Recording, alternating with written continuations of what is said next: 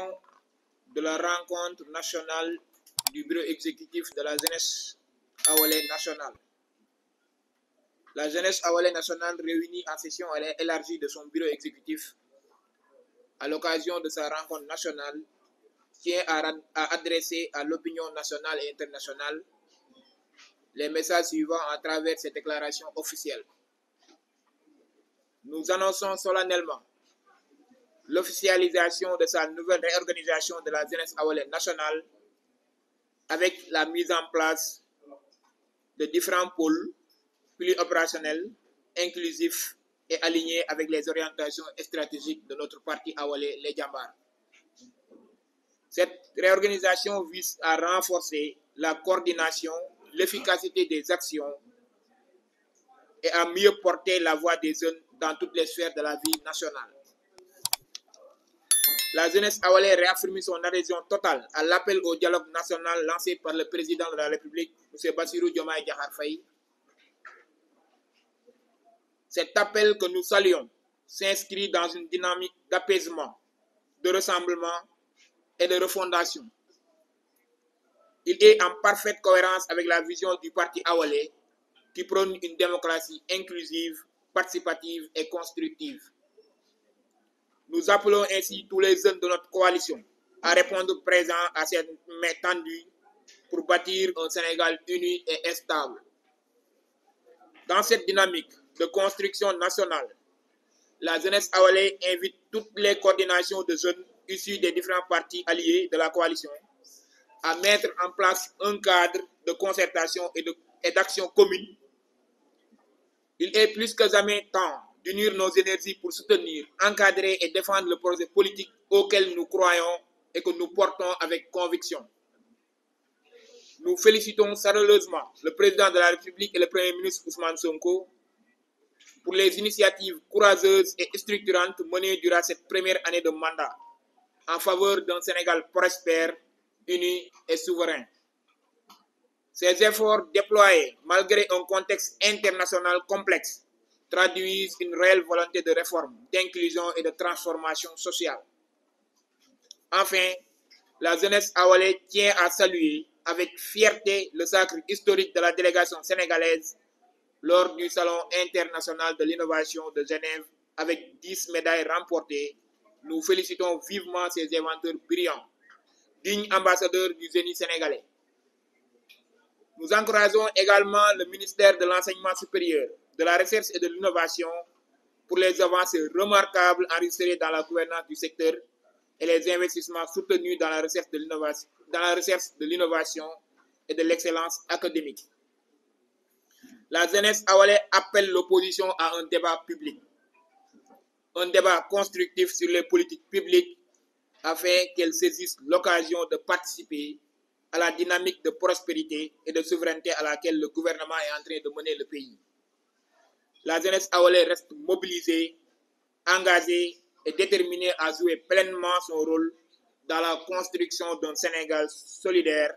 audacieux et fier de sa jeunesse. Vive la jeunesse Awalé, vive la coalition pour un Sénégal uni, souverain et prospère. Je vous remercie. Assalamu alaikum wa rahmatullah. Ñu ngi leen di nuyu ñëpp ku ci nekk ci turam ak ci santam di rafetlu bu baax wuy si bi ngeen wuy si la jeunesse du parti Awalé. Tey nag dañu fi daje ngir officialiser le bureau exécutif de la jeunesse du parti Awalé. Le bureau nag dafa composé ak ay pôles moo am différents pôles yooyu seeni coordonnateur ak seeni adjoint ñoom laa toogal fii ci kaw. Donc organisation boobu bi ñu ko defee dañu bëgg a renforcer suñu coordination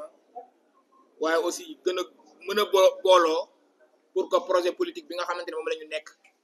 ñu gën a mën a xàccandoo dóorandoo. La jeunesse Awalé bi nga xamante ne moom laa jiite mi ngi remercier le président de la République Bassirou Diomaye Diakhar Faye ci appel bi nga xamante ne def na ko pour que ñu mën a am un dialogue national. Appel boo xam ne ñu ngi koy rafetlu bu baax te yaakaar naa loolu parti Awalé ci la yàgg a dox parce que c'est un parti de concordance. Donc ñu ngi rafetlu bu baax appel boobu son excellence def di ci woo l'ensemble de toutes les forces vives de la nation ñu ñëw répondre à cet appel du président de la République waaye aussi la jeunesse awalé ñu ngi woo bépp kuréelu jeune bi nga xamante ne gëm nga projet bi yaa ngi ci projet bi yaa ngi koy défendre la jeunesse awalé dina la ñu ngi lay woo ñu teg cadre boo xamante ne dañuy gën a mën a taxaw gën a xeexal projet bi gën a porter projet bi pour un Sénégal uni souverain et prospère incha allah ci fan yu néew yi ñu jëm la jeunesse awalé dinañ jël initiative bu contacter bépp coordonnateur boo xamante ne coordonnateur de jeune nga wala ngay entité boo xamante ne da nga ëmb ay ndaw nekk ci biir coalition bi nga xamante ne tey moom lañ bokk muy coalition Diomaye président